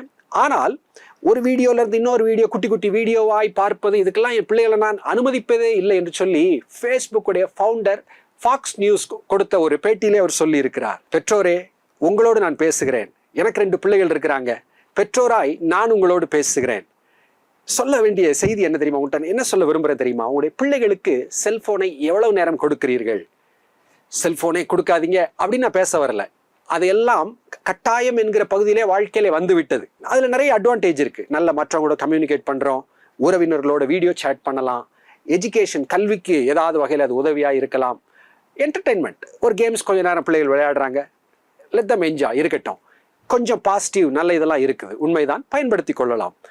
ஆனா அதனால் வரக்கூடிய பிரச்சனைகள் அதிகம் என்பது உங்களுக்கும் தெரியும். அதிகமாய் செல்போன் ஒருவேளை பயன்படுத்துவது பிள்ளைகள் வாழ்க்கையில் அதிகரிக்கும் போது என்ன ஆகிறது? ஒரு அடிக்ஷனாக அது மாறி விடுகிறது. எப்படி போதைப் பொருள், ஒரு சிகரெட் கொஞ்சம் கொஞ்சமாய் அடிக்ஷன் ஆகி என்னால் குடிக்காமல் இருக்க முடியாது என்று சொல்லி போதைப் பொருள் ஒரு மனிதனை மாற்றுகிறதோ, இந்த ஸ்மார்ட் போன் டேப்லெட்டுக்கு அப்படி ஒரு தன்மை உண்டு. கொஞ்ச நேரம் செல்போன் கிட்ட இல்லாட்டி கை நடுங்க ஆரம்பிச்சிடும். ஐயோ இன்டர்நெட் கிடைக்கல, பதற்றமாய் விடக்கூடிய ஒரு அடிக்ஷன் லெவலுக்கு பிள்ளைகள் போகக்கூடிய வாய்ப்பு இருக்கிறது. இன்னொன்று இரிட்டேஷன். செல்போனை கொடுக்குறோம், இங்க வை, ஏன் யூஸ் பண்ற? பிள்ளைகளுக்கு கோபம் வருகிறது, மற்றவங்களை பிடிக்காம இரிட்டேஷன் வந்துருது. அப்ப அன்பு குறைஞ்சு போயிருது பாருங்களேன். இது ஒரு பிரச்சனை. இன்னும் காலம், நேரம் என்பது அது எவ்வளவு விலையேற பெற்றது. எவ்வளவு ரூபா கொடுத்தாலும் போன நிமிஷம் கிடைக்காதுல. Time is precious. காலத்தை ஆதாயம் பண்ணுங்கள் ஆண்டவர் சொல்லி இருக்கிறாரு. நம் பயன்படுத்துகிற நேரத்திற்கு கணக்கு கொடுக்க வேண்டும். கொஞ்ச நேரம் இது பயன்படுத்துவதில் தப்பு இல்லதான். ஆனால் மணிக்கணக்காக நம்முடைய பிள்ளைகள் வாழ்க்கையை அது ஆக்கிரமித்து கொள்ளுமானால் அது எவ்வளவு அவருடைய வாழ்க்கையில தப்பாகிவிடும். பெற்றோரே, நம்ம பிள்ளைகளுக்கு செல்போன் கொடுப்பதிலே அவங்க கையில கொடுக்கிற நேரத்தை குறித்து கவனமாய் நம்ம இருக்கணும். அவங்க கோவப்படுறாங்க அதெல்லாம் இல்லை. அவங்கள ஸ்ட்ரிக்டா வளர்க்க சொல்லி பைபிள்ல சொல்லியிருக்கு. பெரம்பை எடுக்க வேண்டிய இடத்துல பெரம்பை எடுக்க சொல்லியிருக்கு. கோவப்படுத்தாம கர்த்தருக்கேற்ற சிக்ஷையிலே வளர்க்க வேண்டும். இதுதான் நமக்கு சொல்லப்பட்டிருக்கிற ஆலோசனை. எனக்கு தெரியும் ஒரு பிரியமான ஒரு குடும்பம், அவங்களுடைய வாலிப வயதில் வந்த அந்த பெண் பிள்ளை திடீரென்று யாரோ ஒரு பையனை லவ் பண்ண ஆரம்பிச்சிட்டா. அந்த தாயார் சொன்னாங்க, இதற்கு நான் தான் காரணம். என்னுடைய பிள்ளை ஒரு நாள் என்கிட்ட செல்போன் ஒன்றுன்னு கேட்டதில்லை. ஆனா எனக்கு என்ன, இந்த வயது என்னுடைய மகளுடைய வயதில் உள்ள பிள்ளைகள் எல்லாம் பெரிய பெரிய செல்போன் கையில வச்சிருக்கிறாங்க. நம்ம மக கையிலேயே ஒரு செல்போன் பெருசா இருந்தா தானே கெத்தா இருக்குன்னு கொடுத்தேன். அது அவருடைய வாழ்க்கையே இப்போ தலைகீழா எங்கள் குடும்பத்திலே ஒரு பெரிய சோகத்தை கொண்டு வந்து விட்டது என்று சொன்னார்கள். நம்முடைய பிள்ளைகளுக்கு என்ன நம்ம கொடுக்கக்கூடிய ஸ்மார்ட் போன், டேப்லெட், அவங்களுக்கு கொடுக்கக்கூடிய டைமிங்ல கவனமாக இருக்க வேண்டிய பொறுப்பு பெற்றோருக்கு உண்டு. அது ஒரு பக்கம் இருக்கட்டும். நீங்களும் நானும் இந்த செல்போன்ல என்ன செய்யறோம், அதுவும் முக்கியமானதுல. என்கிட்ட ஒரு நல்ல செல்போன் இருக்கு. ஒரு நாள் தற்செயலா ஸ்கிரீன் டைம் நம்ம இன்னைக்கு எவ்வளோ பயன்படுத்திருக்கோம்னு தற்செயலாய் ஒரு நாள் அதில் உள்ள அந்த செட்டிங்ஸில் போய் பார்த்தேன். 5 மணி நேரம் அப்படின்னு ஒரு நாள் நான் பார்த்துருந்தேன். என்னாலே நம்ப முடியல, பயந்துட்டேன். 5 மணி நேரம் இன்னைக்கு செல்ஃபோன் நம்ம பார்த்துருக்கோமா? நான் யோசிச்சு பார்த்தேன், தப்பாலாம் ஒன்றும் பார்க்கல. நல்ல விஷயங்கள், இந்த ஒரு வீடியோ, ஏதோ ஒரு வெப்சைட்டில் போய் ஒன்று பார்த்துருப்பேன், ஒரு புக் ரிவ்யூ ஏதோ பார்த்து நல்ல விஷயங்கள் தான் பார்த்தேன். ஆனால் 5 மணி நேரம் என்னுடைய அந்த தேவன் கொடுத்த ஒரு நாளிலே 5 மணி நேரம் அது சாப்பிட்டு விட்டது. நான் சும்மா எனக்கு ஒரு கேள்வி கேட்டு பார்த்தேன், 5 மணி நேரம் உட்காந்து பைபிள் என்னைக்காவது நான் படிச்சிருக்கிறேன்னா? 5 மணி நேரம் ஜெபம் பண்ணியிருக்கிறேனா? ஆனால் இந்த செல்ஃபோனுக்கு மட்டும் அப்படி முடிகிறதே, ஜெபிக்க முடியலன்னு சொல்லி கம்ப்ளைண்ட் பண்ணுறோமே, இதுக்கு மட்டும் முடியுதே அப்படின்னு சொல்லி என்ன நானே நினச்சி ரொம்ப வருத்தப்பட்டேன். பிரியமானவர்களே, பெற்றோராகிய உங்களுக்கு நான் சொல்லுகிறேன், உன் கையில் இருக்கிற ஸ்மார்ட் போனை எப்படி பயன்படுத்துகிறீர்கள்? அதில் உள்ள நன்மைகளை கட்டாயம் பயன்படுத்துங்கள். ஆண்டவருடைய நாமத்திற்கு மகிமையாய் பயன்படுத்துங்க. பொழுதுபோதா கொஞ்ச நேரம் அதை என்டர்டெயின்மெண்ட் கொஞ்ச நேரம் யூஸ் பண்ணுங்க. உங்களுடைய வாழ்க்கையில் அது ஒரு அடிக்ஷனாக, போதையாக மாறிவிட வேண்டாம். அதுக்காக ஜெபம் பண்ணுங்க. ஆண்டவரே, ஒருவேளை அதிக நேரமா பயன்படுத்துதா உணர்றீங்களா, அதுல அடிக்ஷன் ஆனதா உணர்கிறீர்களா, ஜெபிங்க. ஆண்டவரே, இந்த செல்போன் பயன்படுத்துவதிலே அந்த நேரத்தை கட்டுப்படுத்த எனக்கு கிருபை தாரும். ஜெபித்து தான் இதை மேற்கொள்ளணும். அப்படியும் மேற்கொள்ள முடியலையா, ஃபாஸ்டிங் இருங்க. சில வகை பெரிய ஆவிக்குரிய போராட்டங்கள் இந்த வகை பிசாசு உபவாசத்தினால் போகும் அப்படிங்கிறார். இது பிசாசு பத்தி பேச வரல, ஒரு பெரிய பிரச்சனையா இருக்கு, அடிக்ஷனா உங்களுக்கு. இதுக்குன்னு ஃபாஸ்ட் பண்ணிருங்க. ஆண்டவரே, மணிக்கணக்கா என்னுடைய நேரத்தை இது சாப்பிட்டு விடுகிறது, அதை மேற்கொள்ள எனக்கு கிருபை தாங்கன்னு சொல்லி ஃபாஸ்ட் பண்ணி ஜெபித்து உங்களுக்கு நீங்களே டிசிப்ளின்ஸ் கொண்டு வாங்க. நேரங்கள் அதிகமாக இருப்பதை நீங்கள் பார்ப்பீர்கள். ஆண்டவரோடு உறவாடுகிற நேரம், வேதத்தை வாசித்து என்ஜாய் பண்ணுவதற்குரிய நேரங்கள், தேவ சமூகத்தின் சந்தோஷத்தை அனுபவிக்க வேண்டிய நேரங்கள் இன்னும் அதிகமாக உங்களுக்கு இருக்கிறத பார்ப்பீங்க. உங்க குடும்பத்தாரோடு இன்னும் ரிலாக்ஸா உட்காந்து பேச உங்களால முடியும். ஒரு ஃபேமிலியா ஆளாளுக்கு ஒரு செல்போன் வச்சு நீங்க குனிஞ்சு உட்காந்துட்டீங்கன்னா எதுக்குங்க ஒரு ஃபேமிலி? கர்த்தர் விரும்புகிற குடும்பமாய், குடும்ப தலைவராய், தலைவியாய் நீங்கள் இருக்க வேண்டும்.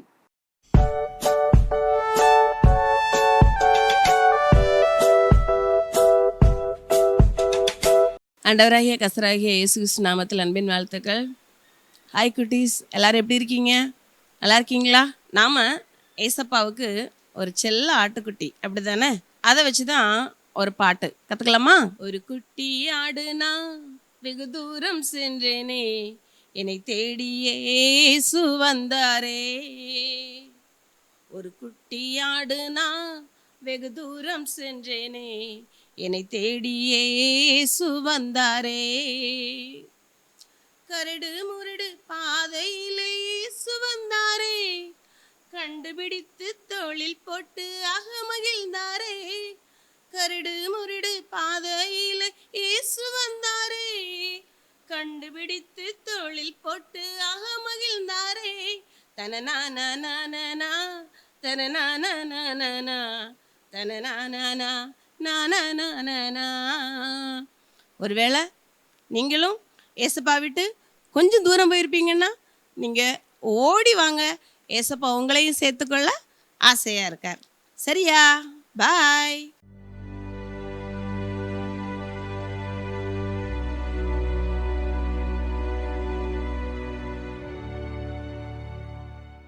ஆண்டவருடைய நல்ல நாமம் மகிமைப்படுவதாக. இந்த நேரத்தில் கூட ஒரு மிஷனரியை பற்றி நம்ம பார்க்க போகிறோம். சார்லஸ் ஃபின்னி. கிறிஸ்துவருடைய வாழ்க்கையில் ஜெபம் மிகவும் முக்கியமானது, இன்றியமையானது. ஜெபம் ஜெயம் தரும். இந்த சார்லஸ் ஃபின்னி பார்த்தீங்கன்னா அமெரிக்காவில் நியூயார்க்குங்கிற தேசத்தில் பிறந்தவர். இந்த சார்லஸ் ஃபின்னி ஆடம்ஸ்ங்கிற பகுதியில் தன்னுடைய 26 வயதில் வேலை பார்த்துட்டு இருக்கும்போது ஆண்டவருடைய அன்பை அறிகிறாரு. ஆண்டவருடைய அன்பை அறிந்தவராய் முற்றிலுமாய் ஜெபத்தின் மீது மிகுந்த வாஞ்சை கொள்கிறார். ஜெப வாழ்க்கைக்கு தன்னை அர்ப்பணிக்கிறாரு. சார்லஸ் ஃபின்னி காடுகளுக்கு சென்று ஜெபிக்கும் பழக்கத்தை, அனுபவத்தை ஏற்படுத்தி கொண்டார்.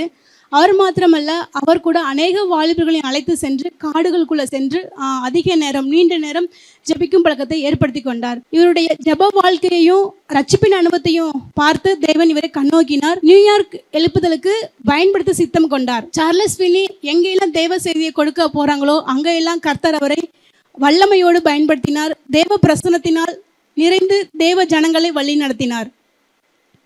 இப்படியாக சார்லஸ் ஃபின்னி எங்கெல்லாம் போகிறாரோ அங்கெல்லாம் தேவ ஜனங்களை ஜெபத்தினாலும் வழி நடத்த ஆரம்பிக்கிறாரு. ஒரு முறை சார்லஸ் ஃபின்னி நியூயார்க் ரோம்ங்கிற பகுதிக்கு பிரசங்கத்துக்காக அழைக்கப்பட்டிருக்கிறாரு. அவர் தேவ செய்தி கொடுத்துட்ருக்கிற அந்த நேரத்திலேயேவும் ஜனங்கள் வந்து தேவ பிரசன்னத்தினால இருக்கிற தங்களுடைய சேர்களிலிருந்து எழுந்து நின்று பிரசன்னத்தினால் மிகுந்த பிரசனத்தை வந்து தாங்க முடியாமல் தங்களுடைய இருக்கையில் எழுந்து நின்று சரிந்து கீழே விழ தொடங்குறாங்க. அநேக மக்கள் பாவ உணர்வு அடைந்து ஏங்கி அழ ஆரம்பிக்கிறாங்க. இப்படியாக சார்லஸ் ஃபின்னியோட வாழ்க்கையில் பார்த்திங்கன்னா தேவன் மிகுந்த ஒரு எழுப்புதலை கட்டளிட்டு வந்துட்டு இருக்கிறாங்க. இந்த நாட்களில் முன்ன சொன்ன மாரியேவும் சார்லஸ் ஃபின்னி எங்கெல்லாம் போகிறாரோ அங்கெல்லாம் மிகுந்த பிரசன்னம், தேவ வல்லமை மிகுந்ததாக காணப்பட்டுட்டே இருக்குது. ஒரு முறை இவர் ஒரு இடத்துக்கு பிரசங்கத்துக்கு அழைக்க பிரசங்கம் பண்ணுறதுக்காக போகிறாரு. அங்கே பிரசங்கம் பண்ணிகிட்டு இருக்கும்போதேயும் இடம் வந்து பற்றாக்குறை இருக்குது.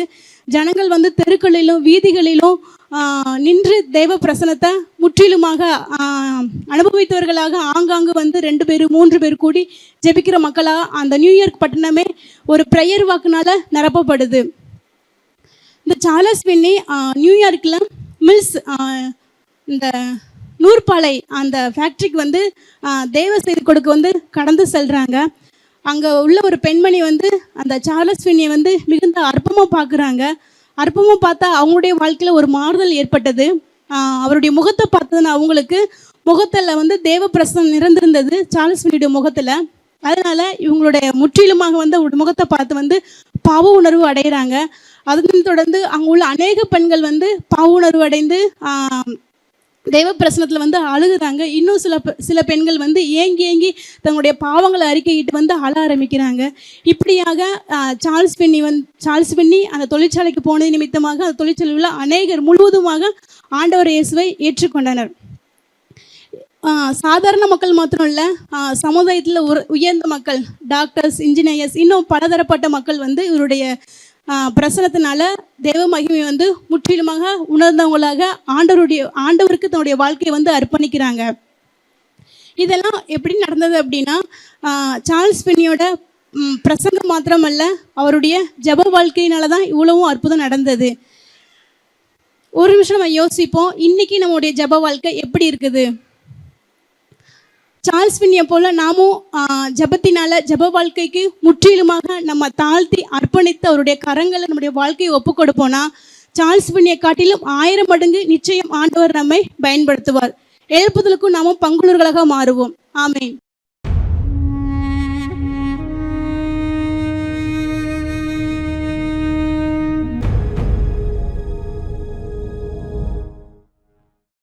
கர்த்தராகிய இயேசு கிறிஸ்துவின் நாமத்தில் உங்கள் யாவருக்கும் அன்பின் வாழ்த்துக்கள். ராஜுவும் அவங்க அப்பாவும் யானைக்கெல்லாம் ட்ரைனிங் கொடுக்குற ஒரு இடத்துக்கு போனாங்க. அவங்க அந்த இடத்த ஃபுல்லாக சுற்றி பார்த்துட்டு எல்லாம் முடிச்சுட்டு கிளம்பும்போது ராஜுக்கு ஒரு சந்தேகம் வந்துச்சு. அப்போ ராஜு என்ன பண்ணான்னா அவங்க அப்பாவை இப்படி சொரன்னான். உடனே அவங்க அப்பா சொன்னாங்க, உனக்கு வந்த சந்தேகம் எனக்கும் வந்துச்சு தம்பி, இரு கேட்போம் அப்படின்ட்டு சுற்றி காமிச்ச அவர்கிட்ட கேட்டாங்க, இது பெரிய பெரிய யானைகளுக்கெல்லாம் சின்ன சின்ன சங்கிலி போட்டிருக்கீங்க, சின்ன யானைக்கெல்லாம் பெரிய பெரிய சங்கிலி போட்டு கட்டி வச்சுருக்கீங்க, எதுக்கு அப்படின்னு சொல்லி கேட்டாங்க. அப்போ அவர் சொன்னார், சின்ன யானைக்கு பெரிய பெரிய சங்கிலி போட்டிருக்கிறது எதுக்குன்னா, அது வந்து அதை முறிக்கிறதுக்கு முயற்சி பண்ணோம், அதனால் அதை முறிக்க முடியாத அளவுக்கு பெரிய சங்கிலி போடுவோம். பெரிய யானையானதும் அது வந்து முயற்சி பண்ணி முடியாமல் போனனால பெருசானதும் சின்ன சங்கிலி போட்டால் கூட அது வந்து முயற்சியே பண்ணாது, அதனால தான் நாங்கள் இப்படி சின்ன சங்கிலி போடுறோம் அப்படின்னு சொல்லி சொன்னாங்களாம். இதே போல தான் சத்ரு பிசாசு நம்மளுடைய சின்ன சின்ன ஏமாற்றங்கள், தோல்விகள் இவைகளை காண்பிச்சேமும் நம்மளை முன்னேற விடாதபடி அவன் என்ன செய்வான், நம்மளை தடுப்பான். ஆனால் நம்ம இந்த சின்ன சின்ன தோல்விகள், ஏமாற்றங்கள் இவைகள் எல்லாம் பார்க்காதபடி நமக்குள் இருக்கும் கிறிஸ்துவின் வல்லமையை பார்த்து நம்ம என்ன செய்யணும், முன்னோக்கி போகணும். தாவீது கூட கோலியாத்து முன்னாடி யார் எதிர்த்தாலும் அவன் என்ன செஞ்சிருவான், வெற்றி பெற்றுவான், அவன் பெரிய பராக்கிரமசாலி அப்படின்னு சொல்லி அவனுக்கு முன்னாடி எத்தனையோ பேர் தோற்று போன காரியங்களை பார்த்து இஸ்ரவேலின் போர் வீரர்கள் எல்லாரும் என்ன செஞ்சாங்க, பின்வாங்கி உட்கார்ந்து இருந்தாங்க. ஆனா தாவீதுக்கும் தோல்விகள் அநேகம் இருந்துச்சு. அவங்க அப்பா என்கரேஜ் பண்ணல, அவங்க அப்பா வீட்டில் உள்ள ஒரு ஆளாகவே அவனை எண்ணல, அவனுடைய சகோதரர்கள் அவனை மதிக்கல, அவனோட தோற்றமே அவனுக்கு எப்படி இருந்துச்சுன்னா மைனஸ் பாயிண்டா இருந்தது. அதே போல அவனுக்கு அந்த போர் வீரர்கள் உடையெல்லாம் போடுறதுக்கு அவனால் முடியலை. இப்படி இவ்வளவு தோல்விகள் இருந்தாலும் தாவீது அதெல்லாம் பார்க்கல, அவனுக்குள் இருந்த கிறிஸ்துவின் வல்லமையை பார்த்து அவருடைய நாமத்தினால வந்திருக்கேன் முன்னோக்கி போனனால ஜெயத்தை சுதந்திரித்து கொண்டார். அதே போல இன்றைக்கு நீங்க தோற்று போன ஒரு சில காரியங்களை, ஏமாந்து போன ஒரு சில காரியங்கள்ல, விழுந்து போன காரியங்களை குறித்து எண்ணிக்கொண்டேமோ அடுத்து உள்ள காரியங்கள்ல முயற்சி செய்யாம இருந்தீங்கன்னா, இன்னைக்கு உங்களோடு இருக்கிற கிறிஸ்துவின் வல்லமையை கொண்டு நீங்கள் முயற்சி செய்ய. சோத்திரம். கடந்த மே மாதம் 1ஆம் தேதி திருச்சியில் நடந்ததான கூட்டம் மிகவும் ஆசீர்வாதமாக காணப்பட்டது. அது மோகன் செய்தி அவர்களும் அண்ணன் டேவிட் கணேசன் அவர்களும் பேசுதான கர்த்தருடைய வசனம் எங்களுக்கு மிகவும் ஆசீர்வாதம், எங்களுக்கும் எங்களுடைய சபைக்கும் மிகவும் ஆசீர்வாதமாக இருந்தது. வருகிறதான ஆகஸ்ட் 15ஆம் தேதி நடக்கிறதுக்கான இந்த மீட்டிங்கில் எல்லாரும் வந்து கலந்து கொண்டு தேவனுடைய ஆசீர்வாதத்தை பெற்றுக்கொள்ளும்படி அன்போடு கேட்டுக்கொள்கிறேன். தேங்க்யூ. God bless you. நம்ம எல்லாரும் இதுக்காக இந்த முகாமை கர்த்தர் ஆசீர்வதிக்கும்படியாக நம்ம செய்கிறோம். தகப்பனே, இந்த வேலைக்காக ஸ்தோத்திரம். இந்த முகாமை அந்த கருத்தில் நாங்கள் ஒப்புக்கொடுக்கிறோம். ஆண்டவரே, ஆகஸ்ட் 15ஆம் தேதி நடக்கிற இந்த கூட்டுதலை தேவ ஆவியானவர்கள் அசைவாடுபடியாக நாங்கள் ஜெபிக்கிறோம்.